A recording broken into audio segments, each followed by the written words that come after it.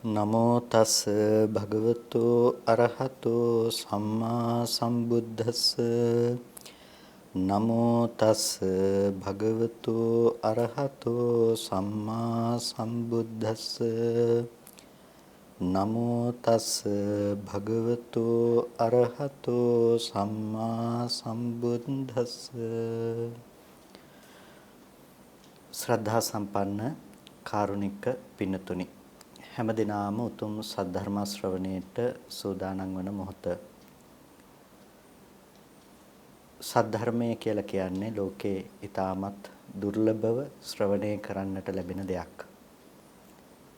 ඒ වගේ මේ ධර්මය අවබෝධ කරන්නට, ඒ ධර්මයේ තේරුම් ගන්නට අපිට උතුම් ප්‍රඥා සම්පත්තියක් තිබෙන්නට අවශ්‍යයි.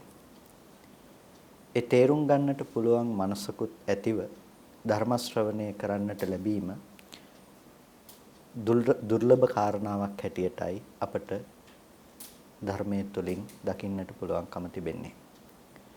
පින්තුනි ඔබට ඒ ධර්මයේ තුලින් සම්පූර්ණ කරගත යුතු බොහෝ කරුණු කාරණාවන්ට අදාළ පසුබිම මේ වන විටත් සැකසීලා තිබෙනවා. ඒ නිසාම අප්‍රමාදී විය යුතු අවස්ථාවක්. බුදුරජාණන් වහන්සේ අප්‍රමාදයේ පිළිබඳව නොඑක් අවස්ථාවල වර්ණනා කරලා දේශනා කළා. වැඩි යුතු එකම ධර්මයේ හැටියටත් ඇතැම් විටක අප්‍රමාදයේ කියන දේ අපමාදෝ කුසලේසු ධම්මේසු කියලා මේ කුසල ධර්මයන්හි ඇති අප්‍රමාදයේ පිළිබඳව වර්ණනා කරන්නට යෙදුණා. පින්තුනි මේ අප්‍රමාදී භාවය කෙනෙකුගේ ජීවිතේ පුරාවට පැතිරෙනවා නම් ජීවිතේ පුරාවට තිබෙනවා නම් ඔහුට මේ ජීවිතයේදීම සැනසීම කියන දේ උරුම කරගන්නට පුළුවන්කම තිබෙනවා. ඒ සැනසීම කියන දේ තමන්ගේ ජීවිතේ ජීවත් වෙනකොටම ලබාගත් සිතක තිබෙන සුවපත් භාවය ඊටමත් ආශ්චර්යමත්. කිසිම දෙයකින් ඒ සිතක් කම්පාවටපත් කරන්නට කිසිම දෙයකින් ඒ සිතක් සොලවා දමන්නට හැකියාවක් ඇත්තේ නැහැ. ලෝකයේ තුල ජීවත් වෙන බොහෝ අය බොහෝ දේවල් ඇසුරෙන් පීඩාවටපත් වෙනවා වගේම සිත් සතන් සැලවීමට භාජනය වෙනවා. ඒ හැම දෙයක්ම ඔවුන් දුකටපත් කරනවා. හරියට තුවාලයක් සරව පිරුණු තුවාලයක් කටුවකින් ඇනුනහම ඒ තන පූයා සරව වගුරනවා වගේ මේ පුහුදුන් චිත්තසංතානයේ ස්වභාවය තමයි ඒ අවස්ථාවල දුක කියන කාරණාවන් ඉපදවීම. දුක කියන දේ උපදවන සෑම සතන් දිහා අපි බලනකොට හැම චිත්තසංතානයක්ම අපි හොයා බලනකොට අපිට දකින්නට පුළුවන්කම තිබෙනවා එයට හේතු වන්නේ ඒ సంతానගත කෙලෙස් ධර්මයන් කියන එක. ඒ කෙලෙස් ධර්මයන් තුල මනස පිහිටුණු කෙනෙකුට කවදාවත් දුකෙන් මිදීමක් පිළිබඳව කතා කරන්නට පුළුවන් කමක් නැත්තේ නැහැ. එනිසා බුදුරජාණන් වහන්සේ ඒ කෙලෙස් ධර්මයන්ගේ ප්‍රහාණය දේශනා කළා. ඒ කෙලෙස් ධර්මයන්ගේ ප්‍රහාණය සහ කෙලෙස් ධර්මයන් හඳුනා ගැනීමේදී අපිට ඊටමත් වැදගත් ධර්මයක් තමයි තේරුම් ගන්නට අවශ්‍ය දෙයක් තමයි කාමය කියන දේ. බුදුදහම තුළ විග්‍රහ වන කාමය එමත් නැතිනම් කාම සංකල්පය බොහොම පෘථුල වචනයක් එමත් නැතිනම් බොහොම පැතිරුණු මාතෘකාවක්. ඒ ඔස්සේ අපට කතා කරන්නට පුළුවන් විෂය පරාසය බොහොම විශාලයි. මුළු බුද්ධ ශාසනයම එයට ඇතුළත් කොට ඒ වචනය තුලින් අපිට කතා කරන්නට පුළුවන්කම තියෙනවා. කියන්නේ එයින් බැසගත්තාම අපිට කාමයේ පිළිබඳව කතා කරන්නට යනකොට එයට හේතුව කුමක්ද? ඒ වගේම එහි නිදාන සම්භවය, එහි විපාකය මේ ආදී කාරණාවන් ඔස්සේ ගිහිල්ලා කාම නිරෝධය සහ කාම නිරෝධගාමිනී ප්‍රතිපදාව ආදී කරුණු අපිට කතා කරන්නට පුළුවන්කම තිබෙනවා. ඉතින් කාමයේ පිළිබඳව බුදුරජාණන් වහන්සේ ඒ මට්ටම් වලින් දේශනා කරන්නට යෙදුණා. ඉතින් මේ කාරණා ටික පෙළ ගැහෙන වටිනා සූත්‍ර දේශනාවක් අපට සුත්ත නිපාතේහි දකින්නට පුළුවන්කම තිබෙනවා. ඒ සුත්ත නිපාතේහි දකින්නට ලැබෙන ඒ සූත්‍ර දේශනාවේ නම කාම සුත්ත. ඉතින් මේ කාම සූත්‍ර දේශනාවේදී බුදුරජාණන් වහන්සේගේ ඒ දේශනාව මහා නිද්දේශපාලිය තුලදී වැඩි දුරටත් විග්‍රහ වෙලා ඒ විස්තරාර්ථ සහිතව දැක්වෙලා තියෙනවා. ඒකට කියනවා කාම සූත්‍ර නිර්දේශය කියලා. ඉතින් මේ මහා නිर्देशපාළියේහි දැක්වෙන මේ සූත්‍ර දේශනාව අපට තේරුම් ගන්නට අවශ්‍යම වන දෙයක්. අපේ සිත් සතන් වල ස්වභාවය මනාව වටහා ගන්නට පුළුවන්කම තිබෙන. ඒ වගේම මේ තිබෙන මනෝභාවයෙන් අපි කොහොමද නිදහස් වෙන්නේ කියන කාරණාව පිළිබඳව අපිට තේරුම් ගන්නට පුළුවන් සූත්‍ර දේශනාවක් තමයි කාම සූත්‍රය කියලා කියන්නේ. ඒක නිර්දේශයටත් අදාළව කාම සුත්ත නිर्देशයයි කියලා කියන්නේ. මේ කාරණාව පිළිබඳව තවත් සූත්‍ර දේශනාවනුත් ඇතුළත් කරගෙනයි අද දවසේදී අපි මේ කරුණු කාරණා පිළිබඳව සාකච්ඡා කරන්නට බලාපොරොත්තු වෙන්නේ. බුදුරජාණන් වහන්සේ මේ සූත්‍රය තුළදී දේශනා කරනවා කාමං කාමේ මානස තස්ස චේතං සමිජ්ජති අද්ධා පීති මනෝ හෝති ලද්ධා මච්ඡෝ යදිච්ඡති.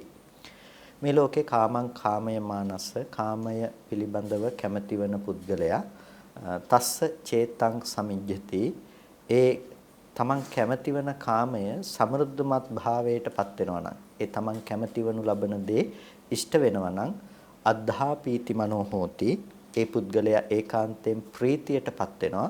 ඒ වගේම ලද්ධා මච්ඡෝ යදිච්ඡති ඒ ලබාගත් දෙයින් සීමාවකට තෘප්තියකටපත් නොවි යදිච්ඡති නැවත නැවතත් තව තවත් කැමති වෙනවා.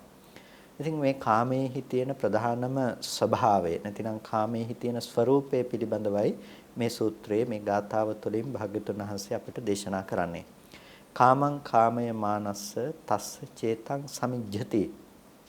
අපේ සිත් සතන් වල තියෙන ස්වභාවය තමයි නොඑක් දේවල් පිළිබඳව අපි හිතේ කැමැත්ත උපදව ගන්නවා. මේ දේවල් තිබුණොත් හොඳයි, මෙබඳු රූප, මෙබඳු ශබ්ද, මෙබඳු ගන්ධ, රස, ස්පර්ශ මේ වගේ අපි යම් දේවල් පිළිබඳව අද කැමැත්ත කියන දේ උපදව ගන්නවා. අන්නේ දේවල් පිළිබඳව අපි කැමැත්ත උපදව ගත්තට පස්සේ අපි කැමැති වනු ලබන දේවල් අපිට ලබා ගන්නට පුළුවන්කම තිබෙනවා නම් හොඳයි කියන අදහසේ ඉඳලා අපි ක්‍රියාත්මක වෙනවා. අන්න එහෙම ක්‍රියාත්මක වෙලා අපි කැමති දේවල් හොයාගෙන ඒ දේවල් පසුපස්සේ අපි ගමන් කරනවා. අන්න එහෙම යන අයට තස්ස චේතං සමිජ්ජති. ඒ දේවල් සමෘද්ධිමත් භාවයටපත් වෙනවා නම් ඒ කියන්නේ තමන් බලාපොරොත්තු වෙන දේවල් තමන්ට ලබා ගන්නට පුළුවන්කම තිබෙනවා නම් අද්ධා පීති මනෝ හෝති. ඒ අය වඩාත් සතුටු වෙනවා තමන් කැමති දේ ලැබුණා කියලා. අපි කැමති වෙන දේවල් අපි බලාපොරොත්තු වෙන දේවල් අපිට ලැබුණොත් පින්නතුනේ අපේ හිත මොනතරම් ඒ දේවල් පිළිබඳව ඉල්පී යනවද? ඒ කියන්නේ අපේ හිත මොනතරම් සතුටටපත් වෙනවද? අන්න ඒ නිසා තමයි අද්ධා පීති මනෝ හෝති කියලා කිව්වේ. හැබැයි දැන් මට මේකෙන් සතුටට පත්වන්නට පුළුවන් මේ මට හොඳටම ප්‍රමාණවත් කියලා හිතලා දැන් නම් ඇති කියලා කෙනෙකුට හිතෙන්නේ නැහැ. ඔහුට හිතෙනවා ලද්ධා මච්ඡෝ යදිච්ඡති. නැවත නැවතත් ලැබපු ඒ පුද්ගලයාට කැමැත්ත කියන දේ උපදිනවා. මේ පින්නතුන් අහලා ඇතිනේ මන්දධාතු රජුරෝන්ගේ කතාව. මේ මනුෂ්‍ය ලෝකයේ තුලත් මහා රාජ්‍ය සම්පත්තිය හොබවලා ඔහුගේ තියෙන මහා පුණ්‍ය ශක්තිය නිසා දිව්‍ය ලෝකේ සක්‍ර සම්පත්තියත් හොබවලා අවුරුදු 36ක් යනකම් සක්‍රයා හා සමග ඒ සක්‍ර රාජ්‍ය සම්පත්තිය දෙකට බෙදාගෙන හොබවමින් ඉඳලා ඒත් ඔහුට හිතුනේ ඒ රාජ්‍ය සම්පත්තිය මුළු සක්‍ර රාජ්‍ය සම්පත්තියම අල්ල ගන්න තියනවා නම් මුළු සක්‍ර රාජ්‍යයම එකපාරම කරන්න තියනවා නම් හොඳයි කොටස නැතිනම් කාලේ භාගෙන් භාගයට බෙදාගෙන ඉන්නේ නැතුව කියලා. ඉතින් එහෙම හිතූ සැනින්ම ඔහු නැවතත් මනුස්ස ලෝකෙට ආවා. ඉතින් සක්‍රිය 36 දෙදෙනෙක් නැති වෙලා යනකම් ඔහුගේ පුණ්‍ය ශක්තිය නිසා එතන රැඳී ඉන්නට පුළුවන්කම ලැබුණයි කියනවා. ඉතින් මනුස්ස ලෝකෙට ආවහම කලුරිය කරන ඒ පැමිණි අවසාන මොහොතේදී ඔහු විසින් කිව යුත්තක් තිබෙනවායි කියලා ප්‍රකාශ කළේ මන්දධාතු රජුරෝ. මෙච්චර සැප සම්පත් විඳපු මන්දධාතු රජුරෝත් කාමයේහි තෘප්තියකට නොපැමිණ කලුරිය කරයි කියලා. ඒ කියන්නේ ඒකේ තෘප්තියක් ඇත්තේ නැහැ. ඒක හරියට මහා සාගරේ රළ ගහලා ඉවර වෙන්නේ නැහැ වගේ එකක් ලැබෙනකොට තවත් දෙයකට කැමැත්ත උපදිනවා. මේ විදිහට හිතක ස්වභාවය තමයි නැවත කැමැති වෙන ස්වභාවය. ඒ නිසා කෙනෙක් හිතනවා නම් මේ දේවල් ලබාගෙන තමන් කැමති දේවල් ඔක්කොම කරගෙන මේක නතර වෙයි කියලා. නෑ, මේ කාමයේහි එබඳු ස්වභාවයක් ඇත්තේ නැහැ. මේ කාමයේ ලක්ෂණය, කාමයේ ස්වභාවය තමයි නැවත නැවතත් ඒ හිත අතෘප්ති කරව ඒ පිළිබඳවම අලවා තබනවා. නැතිනම් ඒ දේවල් පිළිබඳව බලාපොරොත්තු සහගත තත්වයක තමන්ව තබලා තියෙනවා. මෙබඳු අතෘප්තිකර කාමයේ පිළිබඳව අපිට වටිනා විග්‍රහයක් මේක නිර්දේශයේ තුල. එහෙමත් නැතිනම් මේ ගාථාවට ලබා දෙන විස්තරාර්ථයේ තුල අපිට දකින්නට පුළුවන්කම තිබෙනවා. එතකොට මෙතනදී දේශනා කරනවා කාමාති. මොකද්ද මේ කාමය කියන වචනයෙන් හැඳින්නුවේ? ද්වේකාමා. මේ ලෝකේ කාමයන් කොටස් දෙකකට ප්‍රධාන වශයෙන් බෙදනවා. වත්තු කාමාච, කිලේශ කාමාච. වස්තු කාම සහ කෙලේශ කාම කියලා. ලෝකේ කාමය ප්‍රධාන කොටස් දෙකයි. වස්තු කාම සහ කිලේශ කාම. එතකොට මේ කතමේ වත්තු කාම මොනවද මේ වස්තු කාමයේ කියලා කියන්නේ? මනාපිකා රූපා, මනාපිකා සද්දා, මනාපිකා ගන්ධා, මනාපිකා රසා, මනාපිකා පොට්ටබ්බා අත්තරණා පාපූරණා දාසිදාසා අජේලකා කුක්කුට සූකරා.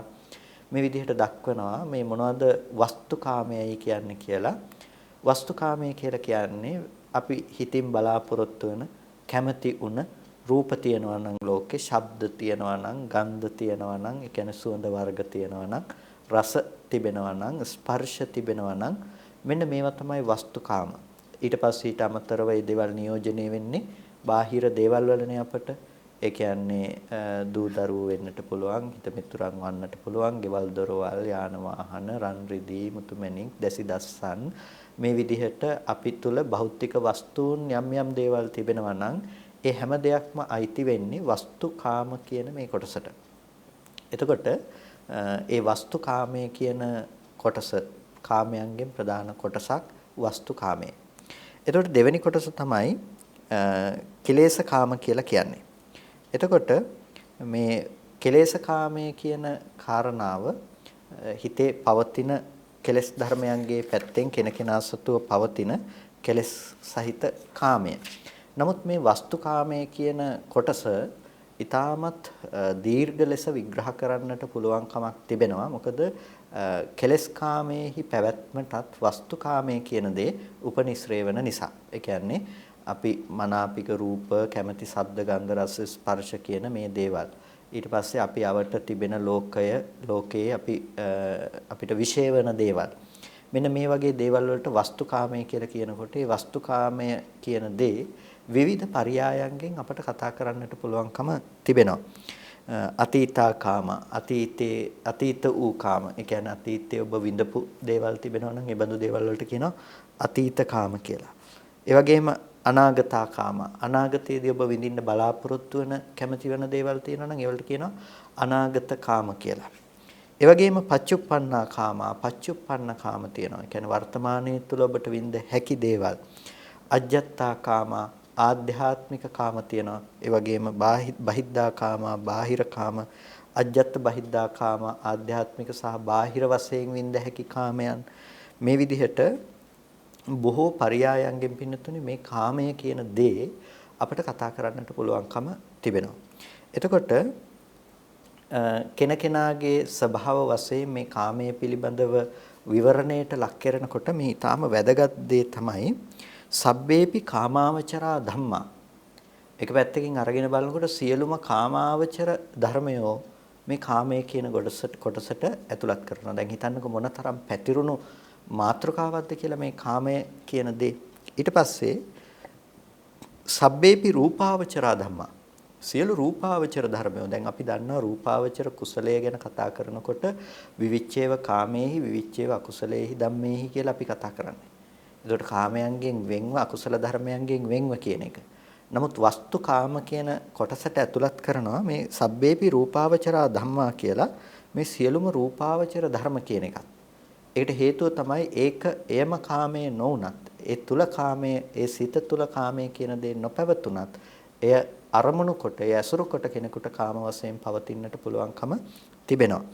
ඊට පස්සේ සබ්බේපි අරූපාවචරා ධම්මා සියලු අරූපාවචර ධර්මයොත් ඇතුළත් කරනවා මේ වස්තු කාමයේ කියන එකට. ඊට පස්සේ තණ්හා වස්තුකා. ඒ දේවල් වලට තෘෂ්ණා වස්තුකයි. ඒ තණ්හා වස්තුක දේවල් තමයි කාමය කියලා අදහස් කරන්නේ. කියන්නේ තෘෂ්ණාව පවත්වන්නට පුළුවන්කම තිබෙන දේ. දැන් පින්නතුනේ අපිට තණ්හාව කියන දේ පවතිනවනේ. අපි ධානයක් උපදව ගත්තත් ධානයකට ධානසිතක තියෙන ඒ සිතට කරන තණ්හාව නිසානේ ඒ කර්මයට කරන තණ්හාව නිසානේ උපදින්නේ. තණ්හාව නැතුව උපදින්න වෙන විදිහක් ඇත්තේ නැහැ. කර්මයකට විතරක් ගිහිල්ලා කෙනෙක් උපදින්නේ නැහැ. එතන තියෙන්නට අවශ්‍යයි තෘෂ්ණාව කියන දේ. එතකොට මේ තෘෂ්ණා නැමැති ස්නේහය නැතිනම් ඒක උපදින්නේ නැහැ. ඒ නිසා තමයි තෘෂ්ණාව දුකට මුලක් හැටියට බුදුරජාණන් වහන්සේ දේශනා කරන්නෙම නැතිනම් සමුදය ආර්ය සත්‍ය හැටියට තණ්හාව දේශනා කරන්නේ උපදින්නට ප්‍රධාන හේතුව බවට පත් වෙන්නේ තණ්හාව කියන දේ. අවිද්‍යාවත් හේතු වෙනවා. හැබැයි අවිද්‍යාවෙන් කරන්නේ කර්ම රැස් කරන එක. හැබැයි අවිද්‍යාවෙන් සිද්ධ කරපු කර්මයන් කොතෙක් තිබුණත් ඒ පිළිබඳව තණ්හාවේ පැවැත්මක් නැත්නම් තණ්හාවේ කෘත්‍යයක් නැතිනම් උපදින්නට පුළුවන් කමක් නැත්තේ නැහැ. ඒ නිසා තෘෂ්ණාව තමයි ඉපදීම කියන කාරණාවට මූලිකම ආසන්නතම ප්‍රධානතම හේතුව බවට පත් වෙන්නේ. අන්න ඒ නිසා තෘෂ්ණාව වස්තු කොටයි රූපාවචර ධර්ම පවතින්නේ, අරූපාවචර ධර්ම පවතින්නේ, කාමාවචර ධර්ම පවතින්නේ. කොටින්ම කියනවා නම් මේ තුන් භූමියම පවතින්නේ තෘෂ්ණාව අනුව ගිහිල්ලා. ඒ හැමතැනකම උපදින්නට තණ්හාව කියන දේ අවශ්‍යයි. කර්මයකට යෙදෙන තණ්හාව නිසා තමයි උපදින්නේ. ඒ නිසා ඒ හැම දෙයක්ම දක්වනවා මේ කාමය කියන මාතෘකාවේ වස්තු කාමය හැටියට. එතකොට අපිට පේනවා වස්තු කාමයයි කියලා කියනකොට මේ දේවල් වලට වස්තු කාමය කියලා කියන්නේ ලෝකේ ඒ දේවල් කාමය වන නිසා නෙමෙයි. ඒ කියන්නේ ඒක කාමයේ නිසා නෙමෙයි. ඒ පිළිබඳව කාමයේ පවත්වා ගන්නට පුළුවන්කම තිබෙන ආකාරයේ කාමය සහිත මනසකින් ඇසුරු කරන්න පුළුවන්කම Taman තුල තිබෙනවා. ඒ කියන්නේ ඒ ධර්ම වස්තු කරගෙන, ඒ ධර්ම මූලික හේතුව බවට පත් කරගෙන කෙනකෙනා සන්තකේහි තම තමන්ගේ සිත තුළ ඒ කාමයේ පවත්වන්නට පුළුවන්කම තිබෙනවා. එතකොට එතනදී අපි විශේෂයෙන් තේරුම් ගන්නට අවශ්‍යයි, ඒ කාරණාව පැහැදිලි කර ගන්නට අවශ්‍යයි. ඒකදී අපිට ඊටම වැදගත් වෙනවා කෙලෙස් කාමය කියන්නේ මොකක්ද කියලා අපි තේරුම් ගත්තාම. ඒ කියන්නේ වස්තු කාමය සහ කෙලෙස් කාමයේ විදිහටනේ අපි කාමය දෙකොටසකට බෙදුවේ. එතකොට අපිට දකින්න පුළුවන් කතමේ කිලේශ කාමා. මොකද්ද මේ කෙලෙස් කාමය කියලා කියන්නේ කියන එක. එතකොට ඡන්தோ කාමෝ රාගෝ කාමෝ ඡන්ද රාගෝ කාමෝ. ඡන්දය කියන එක කැමැත්ත කියන එක කාමය. ඒ වගේම රාගය ඇලීම කියන දේ කාමය. ඡන්ද රාගෝ කාමෝ ඡන්ද රාගය කියන එක කාමය. එතකොට මේ කෙලස් කාමයේ හැටියට බුදුරජාණන් වහන්සේ දේශනා කරලා තියෙන්නේ මෙන්න මේ විදිහට ඡන්දය සහ රාගය. තවත් තැනකදී සංකල්පය බුදුරජාණන් වහන්සේ සංකල්පය පිළිබඳව ඇති කරගන්න දේ. සංකප්පෝ රාගෝ ඒ කියන්නේ සංකල්ප වශයෙන් පවත්නා රාගය කියන දෙයි කාමය කියලා සංකප්ප රාගෝ කාමෝ කියලා දේශනා කරනවා. ඊට පස්සේ මේ කාමය කියලා කියන්නේ මේ කාම වස්තුන් කෙරෙහි පවත්නා යම්කිසි කාමයන ස්වභාවයක් තියෙනවා නම් ඒ කියන්නේ ඇලීම් සහගත ස්වභාවයක් තියෙනවා නම් එහි සිහි මුලාවන බවක් තියෙනවා නම් අන්න ඒකට තමයි මේ ලක්ෂණය තියෙන්නේ. ඒ කියන්නේ කාමනීය ගතියකින් ඒ වස්තුන් පිළිබඳව අපි ඇලෙනවා නම් හිතින් අන්න ඒක තමයි කාමය කියලා අපි හඳුනාගත යුතු වෙන්නේ. ඉතින් මෙන්න මේ විදිහට මේ කාමය කියන දේ අපි විමසාගෙන යනකොට අපිට කාමය කියන දේ ලෝකේ ඇති වෙනකොට කෙනෙක් සතුටටපත් වෙනවා වගේම තස්සචේ කාමයානස්ස ඡන්ද ජාතස්ස ජන්තුනෝ ඒ විදිහට කාමය ඉපදුණු කෙනාට ඡන්ද ජාතස්ස ජන්තුනෝ ඒ කාමයන් ගැන අපි කිස්සලා කිව්වනේ නැවත නැවතත් කෙනෙක් තණ්හා කරනවා කියලා ආස වෙනවා කියලා. එතකොට අන්න ඒ විදිහට නැවත නැවත තණ්හා කරන පුද්ගලයාට තේ කාමා පරිහායන්ති ඔහු කැමති වෙන කාමයෝ පරිහානියටපත් වෙනවා නම් සල්ල විද්ධෝව රුප්පති හරියට ඊතලයකින් පාර කාපු කෙනෙක් වගේ ඔහුට වැළපෙන්නට සිද්ධ වෙනවා. පින්නතුනි පොඩ්ඩක් අපේ ජීවිතයේ දිහාවට හැරිලා බලන්නකෝ. අපේ ජීවිතයේ දිහාවට හැරිලා බලනකොට අපිට මොනතරම් ලෝකේ ජීවත් වෙනකොට අපි අකමැති දේවල් වලට අපිට මුහුණ දෙන්නට සිද්ධ වෙනවද? අපි කැමති දේවල් අපෙන් මොනතරම් අපේ ජීවිතය තුළින් ඉවත් වෙලා යනවද? අපි බලාපොරොත්තු නොවන දේවල් වලට අපිට කොච්චර කෙනෙකුගේ ජීවිතය තුළ මුහුණ දෙන්නට සිද්ධ වෙනවද? අපේක්ෂා භංගත්වයට පත්වන්නට සිද්ධ වෙනවද? මේ හැම දෙයක්ම මහා පීඩාවක්නේ. සමහර කෙනෙක් තමන්ගේ ජීවිතය අතහැරලා දානවා. මේක තමයි කාමයේ තියෙන ස්වභාවය. සමහර ඇත්තෝ සියදිවි නසා ගන්නවා. මේ තමයි කාමයේ තියෙන ආදීනවය. ඒ නිසා සල්ල විද්දෝව රූපති හරියට ඊතලයකින් පාර කාපු කෙනෙකුට මහා දුකක් මහා වේදනාවක් දැනෙනවා වගේ මේ කාමයේ පිළිබඳව බලාපොරොත්තු සහගතව ජීවත් වෙන මිනිස්සුන්ට ඒ කාමයේම මුල් කරගෙන මහත් දුකක් මහත් වෙහෙසක් විඳින්නට සිද්ධ වෙනවා. එතකොට මේ දුක ඒ වෙහෙස කියන දේ ඔවුන්ට ධර්මයක් නොලැබුණොත් දරා ගන්නට පුළුවන් කමක් නැත්තේ නැහැ. අන්න ඒ නිසා තමයි මේ සල්ල විද්දෝව රුප්පති කියලා කිව්වේ. ඒ කියන්නේ හරියට ඊතලයකින් පාරක් කෑව කෙනෙකුට තියෙන අමාරුව වගේ මහා අමාරුවක් ඔහුට තියෙනවා කාම වස්තුන් නිසා, කාම පරිලාහය නිසා. එතකොට කෙනෙකුට ඒ හේතු කරගෙන ජීවිතේට මහා දුකක්, මහා වෙහෙසක් ඇතිවන්නට පුළුවන්කම තිබෙනවා. ඉතින් කාමයේ කියන දෙයින් මැඩුණු සිත් ඇති පුද්ගලයෙකුට පින්නතුනි මේක යථාර්ථය දැනගන්නට පුළුවන් කමක් නැහැනේ. ඒ නිසා තමයි රත්තෝ කුත්තං නජානාති රත්තෝ කුත්තං නපස්සති කියලා දේශනා කළේ. රාගයෙන් රත්තුන පුද්ගලයාට හොඳ නරක මොනවද කියලා දෙයක් හරියට දැනගන්නට පුළුවන් කමක් නැත්තේ නෑ. ඒකයි රත්තෝ කුත්තං නජානාති. ඒ වගේම ඔහු හොඳ නරක මොනවද කියලා බලන්නෙත් නෑ. ඔහු රත්තෝ කුත්තං නපස්සති. ඒ තරම් ඔහු අන්ධයෙක් බවට පත් වෙනවා. ඒ විදිහට අන්ධයෙක් බවට පත් වුනම ඔහු හැසිරිය යුතු විදිහ, කිව යුතු දේවල්, නොකිව යුතු දේවල් පිළිබඳව ඔහුගේ අවබෝධයක් ඇත්තේ නැහැ. ඇතැම් වෙලාවකට සත්පුරුෂයන්ටත් නිග්‍රහ කරන්නට පෙළඹෙනවා. වෙනතුනි සාමාන්‍ය සත්වයෝ ගැන කවර කතාවක්ද මේ මහ බෝධි සම්භාර ධර්මයන් පුරාගෙන එන නියත විවරණ ලබාගෙන ආපු බෝධිසත්වයන් වහන්සේටත් ඇතැම් අවස්ථාවල කාමයන් නිසා වැරදුනා නම් මේ සාමාන්‍ය ලෝකේ සාමාන්‍ය ඉන්න අය ගැන කවර කතාවක්ද? කාමයේ නිසා වරදින්නට බැහැයි කියලා. එහෙම නොහැකි කියලා කියන්නේ කොහොමද? පින්තුනි මහ බෝධිසත්වයන් වහන්සේත් මොනතරම් අකුසල් කරලා තියනවද කාමයේ නිසා? මේ බුද්ධත්වයේ සඳහා පාරමිතා පුරාගෙන එන උත්තමයන් වහන්සේ නමක්. ඒ වගේම අපි දන්නවා මුගලන් මහරහතන් වහන්සේ එක ආත්ම භාවයක තමන්ගේ දෙමව්පියන් ඝාතනය කරන්නට පවා පෙළඹුණා මේ කාමයේ හේතු කරගෙන, කාමයේ මූලික කරගෙන. එනිසා මේ කාමය කියන දේ ගුණය නොහඳුනන දෙයක්. කාමය කියන දේ ඇතැම් වෙලාවකට ගුණවතුන් ඒ ගුණයෙන් පහ කරලා දාලා මහ දුර්ජනයන් බවට පත් කරන්නට සමර්ථ දෙයක් කාමය කියන එක. ඉතින් අච්චර සත්පුරුෂයන්ටත් ඒ කාමය ඒ විදිහට බලපෑවනම් පීඩා කළා නම් ඒ කාමය කියන දේ සාමාන්‍ය අයට කොහොම පීඩාවට පත් කරයිද? එක අවස්ථාවක භික්ෂුන් වහන්සේලා පිරිසක් පිණ්ඩපාතේ ගිහිල්ලා දානි වළඳන්නට එක වතුර ඇති තැනකට වැඩම කරනකොට එක්තරා දුර්වර්ණ වුණ මිනිස්සෙක් ඇවිල්ලා බොහොම දුකසේ ජීවත් වෙන දුප්පත් මිනිස්සෙක් ඇවිල්ලා මේ භික්ෂුන් වහන්සේලාට වන්දනා කරලා මේ ආහාර අපේක්ෂාවෙන් එතන ඉන්නවා. ඉන්නකොට මේ භික්ෂුන් වහන්සේලා මේ පුද්ගලයා දිහා බලලා බොහොම සිනහව පහල කරනවා. මොහුගේ ස්වභාවය සහ හැසිරීම දිහා බලලා. ඒ වෙලාවේදී මේ කෙනාට ටිකක් තරහක් යනවා, ටිකක් අමනාපයකුත් ඇති වෙනවා. මේ පුද්ගලයා කියනවා ඔබ වහන්සේලා මොනවද දන්නේ?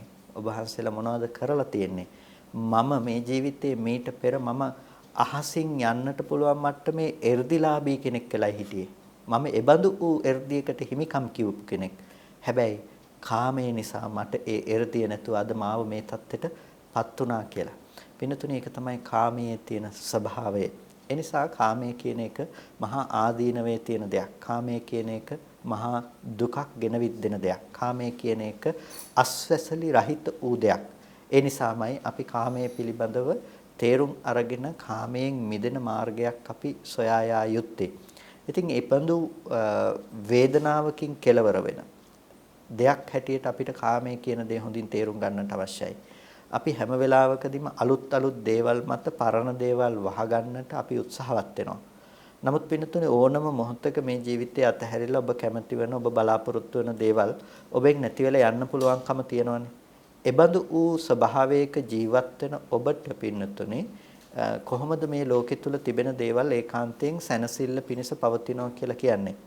මහා ධනවත්තු, මහා බලවත්තු, ලෙඩවීම සහ මරණය උරුමකම් කියමින් ඔවුන් අසරණ ස්වභාවයන්ටපත් වුණා නම්, ඒ වගේම මහා වෛද්‍යවරු මරණය කියන දේ උරුම කරගත්තා නම්, මහා ධන කුවේරයෝ ධනයත් සමග හුවමාරු කරගන්නට, තමන්ගේ ජීවිතය කියන දේ හුවමාරු කරගන්නට නොහැකිව මරණයටපත් වුණා නම්, පින්තුනි අපි හොයාගෙන යන්නේ එබඳු දෙයම නම්, අපි හොයන දේෙන් ලැබෙන සැනසෙල්ල කුමක්ද කියන එක පිළිබඳව පොඩ්ඩක් අපි නැවත වතාවක් හිතලා බලන්නට වෙනවා.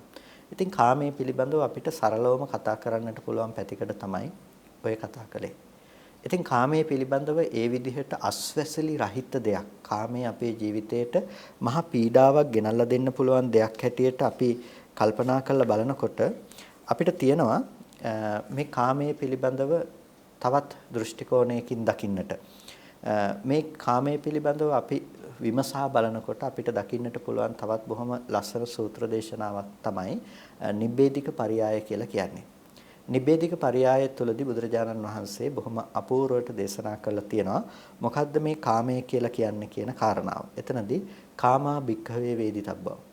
මහණෙනි මේ කාමය කියන එක ලෝකේ දත යුතු ධර්මයක්. කාමා භික්ඛවේ වේදිතබ්බා කිව්වේ ඒකයි. කාමයේ දත යුතුයි. එතකොට කාමයේ දත යුතුයි කියලා බුදුරජාණන් වහන්සේ කාමයේ පිළිබඳව දේශනා කරනවා. කාමයේ පිළිබඳව දේශනා කරනකොට භාග්‍යතුන් වහන්සේ පෙන්වා දෙනවා යම් කිසි කෙනෙකුට ඉෂ්ඨකාන්ත මනාප ප්‍රිය ස්වභාවගත ලෝකේ රූප තියෙනවා නම්, ඇසින් දත යුතු යම් රූපයක් තිබෙනවා නම්, අන්න ඒ බඳු රූප, ශබ්ද, ගන්ධ, රස, ස්පර්ශ කියන දේවල් තියෙනවා. අපිචිතේ නේතේ කාමා. ඒ වුණාට මේ දේවල් කාම නෙමෙයි. කාම ගුණා අරියස විනය උච්චති. මේ දේවල් කාම ගුණ කියලා තමයි මේ ආර්ය විනය තුල කතා කරන්නේ. මේ දේවල් කාම නෙමෙයි. ඒ වුණාට මේ දේවල් කාම ගුණ හැටියට තමයි මේ ආර්ය ධර්මයේ තුල, ආර්ය විනය තුල කතා කරන්නේ. එතකොට මේ දේවල් කාමයේ හැටියට දක්වන්නේ නැහැ. දැන් අපි කියවනේ වස්තුකාමයේ කියලා කොටසක්. ඒ වස්තුකාමයට අපි කිව්ව මොනවද? රූප, ශබ්ද, ගන්ධ, රස, ස්පර්ශ කියලා අපි මනා ප්‍රියමනාප අපි කැමති වෙන ස්වභාවයෙන් යුක්ත රූප, ශබ්ද, ගන්ධ. එතකොට මෙතනදී මේ සූත්‍ර දිබ්බේධික පරියායදී කියනවා නේතේ කාම. මේවා කාම නෙමෙයි.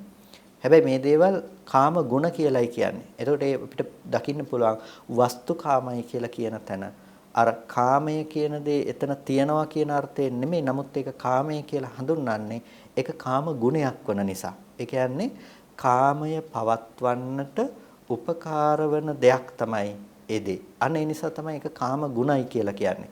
මේ කාමයේ පවතින්න පුළුවන්කම තියෙන එතන. එතකොට මේ කාමය තියෙන්නේ රැඳිලා තියෙන්නේ මේ දේවල් මත. ඔබට කැමති වෙන්න දෙයක් තිබුණොත්නේ කැමැත්ත කියන දේ පවත්වන්න පුළුවන්කම තියෙන්නේ. දෙයක් නැත්තම් කැමැත්ත කියන දේ පවතින්න පුළුවන් කමක් නැහැනේ. යම් කිසි දෙයක් මත තමයි ඔබට කැමැත්ත කියන දේ පේන්නේ. ආලෝකය කියන දේ ඔබට පේන්නේ යම් කිසි දෙයක ඔබට පතිත වන්නට පුළුවන්කම තිබුණොත්, යම් පෘෂ්ඨයක් මතට පතිත වන්නට පුළුවන්කම තිබුණොත්, අන්න ඒ වගේ තමයි කාමය කියන දේත් ඔබට දකින්නට පුළුවන්කම තිබෙන්නේ ඒ විදිහට තමයි. එතකොට කාමය කියන දේ හඳුනාගත හැක්කේ යම් කිසි කාම ගුණයක් මතට පතිත වුණාට පස්සේ. කාම භූමියේ සත්වයෝ, ඒ කියන්නේ දිව්‍ය ලෝකවල, දිව්‍ය ලෝක 6, මනුස්ස ලෝකයේ, සතර අපායේ ඉන්න මේ සත්වයෝ කාමයේ අනුව ගියපු, කාමයේ පරියාපන්න වුණ අය. ඒ නිසා ඒ අය රූපය අනුව ගිහිල්ලා රූපේ පරියාපන්නයි කියලා කියනවා. ඒ නිසා තමයි ඒ අයට කාමාවචර කියලා කියන්නේ. ඒ කියන්නේ කාමය අනුව හැසිරෙන අය. එතකොට මේ කාමය අනුව හැසිරෙන අය හැම වෙලාවකදීම රූප, ශබ්ද, ගන්ධ, රස, ස්පර්ශ කියන දේවල් වලින් තමයි සැපය කියන දේ බලාපොරොත්තු වෙන්නේ. අන්න එහෙම ඉන්න අයට හිතෙනවා රූපේ තමයි සැපේ ගෙනල්ලා දෙන්නේ කියලා. අන්න ඒ රූපේමයි සැපේ ගෙනල්ලා දෙන්නේ කියලා හිතාගෙන ඉන්න නිසා තමයි අපිට සතුටු වෙන්න අවශ්‍ය නම්, අපිට හොඳයි කියලා හිතෙන්නේ නම් ඒ රූපේම ඕනේ කරන්නේ අපිට. ඒ රූපේ නැතුව අපිට වෙන රූප ලැබුණාට අපි සතුටු නොවෙන්නේ. අපි මිහිරි කියලා හිතන ශබ්දයම අපිට ඒ ගීතයක් නම් ගීතේම ඕනේ කරන්නේ අපිට ඒ සතුට උපද්ද ගන්න. අපි හිතන්නේ මේ කාමය උපදින්නේ ඒ වස්තුවෙන් කියලා. ඒ නිසා තමයි අපිට වස්තුව කියන දේ අවශ්‍ය වෙන්නේ ඒ දේ වින්දනය ලබා ගැනීම සඳහා. නැත්නම් ඒ දේ විඳීම සඳහා අපිට වස්තුව අවශ්‍ය වෙනවා. එතකොට අපිට පේනවා වස්තුව කියන දේ ගුණයක්. මොකටද මේ කාමයේ පවත්තන. ඒ නිසා ඒ දේවල් කාම ගුණ හැටියට තමයි මේ ආර්ය විනයෙහි හඳුන්වා දෙන්නේ. එතකොට මෙන්න මේ විදිහට කාමය පිළිබඳව අපි දත යුතුයි කියලා බුදුරජාණන් වහන්සේ කාම ගුණ මොනවද කියලා ඉස්සෙල්ලා පෙන්නනවා. මේවා තමයි කාම ගුණ. ඊට පස්සේ නේතේ කාමායානි චිත්‍රානි ලෝකේ සංකප්ප රාගෝ පුරිසස්ස කාමෝ මේ ලෝකේ චිත්‍ර කියන දේ කාමයෙන් නෙමෙයි එතකොට දුවත් සංකල්ප වශයෙන් කෙනකෙනා සතුව පවත්වන දේ තමයි කාමයේ බවට පත් වෙන්නේ. ඒ නිසා සංකප්ප රාගෝ පුරිසස්ස කාමෝ සංකල්පමය වශයෙන් ඇතිවන සතුට වෙන ස්වභාවය තමයි කාමයයි කියලා කියන්නේ. එතකොට අපිට පේනවා ඒක කෙලෙස් කාමයේ හැඳින්වෙන්නේ. ඒකයි සංකප්ප රාගෝ කාමෝ කියලා කිව්වේ. සංකල්පමය රාගය තමයි කාමයයි කියලා කියන්නේ. ඒ කියන්නේ කාමයේ පවතින්නේ කොහෙද? කාමයේ පවතින්නේ කෙනකෙනාගේ సంతానගතව. ඒ කියන්නේ ඒක සංකල්පමය වශයෙන් ගොඩනගාගත්ත දෙයක් තමයි කාමය කියන දේ. ඒ නිසා සංකල්පය කියන දේ ඕන වෙලාවක වෙනස් වෙන්න පුළුවන්කම තියෙනවා. ඒ භූමිය අනුව සංකල්පය වෙනස් වෙනකොට ඔබට කාමය කියන දේ වෙනස් වෙලා තියෙනවා. ඒ නිසා තමයි ඔබ කාලෙකදී අහන ගීතයක් හොඳයි කියලා මිහිරි කියලා අහන ගීතයක් පස්සේ කාලෙදී ඔබට ඒක අප්‍රසන්න දෙයක් බවට පත් වෙන්නේ. කාලෙකදී දකින්න බොහොම ප්‍රියමනාපයි කියලා හිතාගෙන ඉන්න කෙනෙක් පසු කාලෙකදී ඔබට අප්‍රියමනාප කෙනෙක් බවට පත් වෙන්නේ. ඉතින් භූමි මට්ටමින් උනත් පින්නතුනේ ඔය සංකල්පය තමයි වෙනස් වෙන්න පුළුවන්. එතකොට ඔබ අද අප්‍රසන්න කරන දේ හෙට ප්‍රියමනාප කරගෙන පරිභෝජනය කරන්නට පුළුවන්කම තිබෙනවා. අර ගොම කුරුමිනියා ගොම ටික පෙරලගෙන ගියා වගේ. ඒ වගේ කෙනකෙනාගේ කාමයේ සංකල්පමය වශයෙන් තියෙන නිසා ඕනම වෙලාවක ඒක වෙනස් වෙන්නට පුළුවන්කම තිබෙනවා. අසුචි ටික හොඳයි කියලා හිතුනොත් ඒක හොඳ විදිහට කෙනෙකුට පේන්න පුළුවන්කම තිබෙනවා. මොකද අසුචිය තුළ හොඳ නරක තිබුණ නිසා නෙමෙයි කෙනෙකුගේ සංකල්පය කියන දේ වෙනස් වීම තුළ. ඒ නිසා සංකල්පමය වශයෙන් කෙනකෙනා ඇසුරු කරගන්න රාගය කියන දේ තමයි මෙතනදී අපි කාමය කියලා අදහස් කරන්නේ. ඉතින් එතකොට කාමා භික්ඛවේ වේදිතබ්බා කියලා බුදුරජාණන් වහන්සේ දේශනා කළේ මහණෙනි කාමයේ දත යුතුයි කියලා. අපි දත යුතු වන්නේ ඒ කාමය කියන දේ වෙන්ව. එතකොට ඒකෙදී අපි තේරුම් ගන්නට වෙනවා කාමය මොකද්ද? කාම ගුණය මොකද්ද කියලා. කාම ගුණය කියලා කිව්වේ මෙන්න මේ හිතේ කැමැතිවන ස්වභාවය පවත්වා ගැනීම සඳහා අපිට ලෝකෙ තුල පවතිනවා කියලා හිතෙන රූප, ශබ්ද, ගන්ධ, රස, ස්පර්ශ කියන මේ දේවල් ටික. මේ දේවල් අරඹය තමයි කෙනකෙනා තමන්ගේ సంతානෙහි තමන්ගේ මනස තුල මේ කැමැතිවන ස්වභාවය පවත්වාගෙන ගියේ. ඒ නිසා කාම ගුණය එකක්, කාමය කියන දේ තවත් එකක්. එතකොට මෙන්න මේ විදිහට කාමය පිළිබඳව අපි තේරුම් ගන්නට යනකොට පින්නතුනේ නිවැරදිව කාමයේ පිළිබඳවම කෙනෙක් තේරුම් ගත්තත් ඒකත් හොඳටම ප්‍රමාණවත්. එතකොට ඊළඟ කාරණය තමයි අපි තේරුම් ගත යුතු දේ කාමානං නිදාන සම්භවෝ වේදිතබ්බෝ කාමයන්ගේ තියෙන නිදාන සම්භවය අපි දත යුතුයි. කාමය හටගන්නේ කොහොමද? කාමය ඇති වෙන්නේ ඇයි? කියන කාරණාව පිළිබඳව අපි දත යුතුයි. කාමය හටගන්න ආකාරය පිළිබඳව අපි දකිනකොට හොයනකොට අපිට දකින්න පුළුවන්කම තියෙනවා පස්සෝ ස්පර්ශය නිසා තමයි කාමය කියන දේ පේන්නේ. ස්පර්ශය නැතිනම් කාමය නැහැ. ඒ නිසා ස්පර්ශය කියන දේ තමයි කාමයන්ගේ නිදාන සම්භවය. ස්පර්ශය කියලා කියන්නේ යම් කිසි දෙයක් ගැටෙන කමනේ. ඇහැට නම් රූපයක් ගැටෙනවා, කනට ශබ්ද ගැටෙනවා, නාසයට ගඳ සුවඳ ගැටෙනවා, දිවට රස ගැටෙනවා, කයට ස්පර්ශ ගැටෙනවා. ඉතින් මෙන්න මේ විදිහට යම් ස්පර්ශයක් තිබෙනවා. ස්පර්ශය කියනකොට අපි එතනදී හඳුනා ගන්නවා චක්කුංච පටිච්ච රූපේච උපජ්ජති චක්කු විඥානං කියලා. එතකොට තින්නම් සංගති පස්සෝ අසත් රූපයක් නිසා එතනට සිත යොමු වුණාට පස්සේ මේ තුන්දෙනාගේ එකතුවට කියනවා අපි ස්පර්ශය කියලා. එතකොට මේ තුන්දෙනාගේ එකතුව තමයි ස්පර්ශය. ස්පර්ශය නිසා තමයි මේ තුන්දෙනෙක් එකතු වුණ තැනක තමයි අපිට කාමය කියන දේ උපද්ද ගන්න පුළුවන්කම තියෙන්නේ. ඒ කියන්නේ අපි මේ තුන්දෙනාගේ එකතුව සිද්ධ වුණ තැනක අපි ඒ හිතෙන් ඒක නිමිත්ත අරගෙන ඒ නිමිත්ත ඇසුරු කරගෙන අපි පවතිනවා. හිතෙන් ඒ නිමිත්ත ඔසවා තබමින් ඒ නිමිත්ත අනුව හැසිරෙන්නට පටන් ගන්නවා. ඒකයි බුදුරජාණන් වහන්සේ දේශනා කරන එකදී චක්කුණා රූපං දිස්වා රූප නිමිත්තානුසාරී විඥානං හෝති කියලා. ඇහෙන් රූප දැකලා හිත මොකද කරන්නේ? රූප නිමිත්තානුසාරී විඥානං හෝති. ඇහෙන් රූපේ දැක්කට පස්සේ අර රූප නිමිත්ත අරගෙන හිත හැසිරෙන රූප නිමිත්ත පිළිබඳව. ඊට පස්සේ අර රූප නිමිත්තෙහි ආස්වාදයට ඔහු ඇලෙනවා. රූප නිමිත්ත පිළිබඳව හිත හැසිරෙන්නට පටන් ගත්තාම මේක හොඳයි, මේක හොඳ දෙයක්, මේක මිහිරි දෙයක්, මේක වටින දෙයක් විදිහට ඒකට අපි හිතේ තියෙන සංකල්පමය ගති ටික එකතු කරනවා. දැන් එකතු කරන්නේ මොකටද? අර ඇහෙන් රූපය දැකපු රූපය පිළිබඳව අපි ඇති කරගත්ත සංකල්පමය වශයෙන් හදා ගන්නවා දෙයක්. ඒ සංකල්පමය වශයෙන් හදාගත්ත දේ අර හිතින් ගත්ත රූප නිමිත්ත වටා අපි ගොඩනගා ගන්නවා. එතකොට දැන් අපිට ඔන්න ප්‍රියමනාප මිනිස්සු, හොඳ මිහිරි ශබ්ද, හොඳ ගන්ධ රස ස්පර්ශ මේ දේවල් අපිට දකින්න පුළුවන්කම තියෙනවා. එතකොට ඔන්න ඔය විදිහට අපේ හිත රූප නිමිත්තස්සාද ගතිතා, රූප නිමිත්ත ආස්වාදයේ පිළිබඳව අපි එකට ගැටිලා මේ එකට එකතු වෙලා සංයෝජන සාරත්තා කියලා කියනවා. බැඳීමෙන් බැඳිලා ඒකේ ඇලිලා වාසය කරනවා. එතකොට රූප නිමිත්තෙහි ආස්වාදයේ විඳින්න පුළුවන් කමෙන් යුක්තව ඉන්නවා. දැන් මේකට හේතුව බවට පත් උනේ මොකද්ද? චක්කුණා රූපං දිස්වා කියලා කිව්වා. ඇහෙන් රූප දැක්කයි කියලා. ඒ රූප දැකපු බව තමයි මේකට හේතුනේ. දැකපු බව නිසා තමයි ඒකේ නිමිත්ත ආස්වාදනයේ වශයෙන් හිතෙන් අරගන්නට ඒ රූප නිමිත්ත ඇසුරු කරන්නට හිත පෙළඹුණේ. එතකොට අර රූපයේ Nirodhe දැක්කේ නැහැ. රූපේ Nirodhe නොදැක්ක නිසා රූපේ හටගෙන නැති වෙන ධර්මයක් හැටියට ප්‍රත්‍යක්ෂ නොකලකම නිසා එයාට අවශ්‍ය වුණා ඒ රූප නිමිත්ත දිහා බලාගෙන එයාට කෙලෙස් ඇති කරගන්නට. එනිසා ඔහු ඒ පිළිබඳව ඇලීම් සහ බැඳීමෙන් යුක්තව ඒ රූපේහි නැවත නැවතත් සැරිසරමින් නැවත නැවතත් ඒ රූපය අරමුණු කරමින් ඔහු හැසිරෙන්නට පටන් ගත්තා. එතකොට මෙන්න මේ විදිහට තමයි දැන් අපි කාමය කියන දේ ගොඩනගාගෙන තියෙන්නේ. එතකොට ඒකට මූලික හේතුව බවට පත් වෙන්නේ මොකද්ද? ස්පර්ශය කියන දේ. ස්පර්ශ නිරෝධය ප්‍රත්‍යක්ෂ උනේ නැතිකම නිසා, ස්පර්ශ නිරෝධය නොවුන නිසා අන්න අපිට හැම වෙලාවකදීම ඇසුරු කරන්නට හිත පැත්තේ පවත්වන සංකල්පනාව කියන දේ පවත්වන්නට දේවල් හම්බ වෙනවා. මොනවද? රූප නිමිති, ශබ්ද නිමිති, ගන්ධ නිමිති, රස නිමිති, පොට්ටබ්බ නිමිති අපිට හම්බ වෙනවා. ඉතින් විඥාණයෙන් මේ දේවල් ඇසුරු කරනකොට ඔබ තුළ පවතින සංකල්පමය ගති ලක්ෂණ ඔක්කොම ටික එකට තියලා බඳිනවා. එතකොට ඔබට මේ දේවල් හම්බ වෙන්නේ බාහිර ලෝකේ තියෙන දේවල් කියලා. බාහිර ලෝකේ පවතින දේවල් කියලා. අන්නේ පවතින දේවල් වලට ඇලෙමින් බැඳෙමින් දැන් කටයුතු කරන්නට පටන් ගන්නවා. නැති වෙනකොට දුක් වෙනවා. නැවත තව දෙයකට කැමති වෙනවා. ඕක තමයි හිතේ ස්වභාවය. ඉතින් යථාර්ථයක් නොදන්න මනසක් හැමදාම ලෝකේ ඒ දේවල් වෙනස් කරගෙන දුක නැති කරන්න කියලා කල්පනා කරනවා.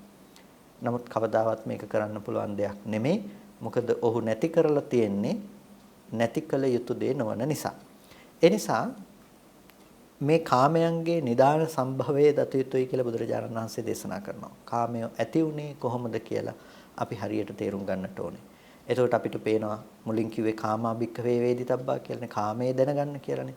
කාමයේ දැනගන්නකොට අපිට පේනවා මේ දේවල් කාම ගුණ, මෙන්න මේකයි කාමය කියලා.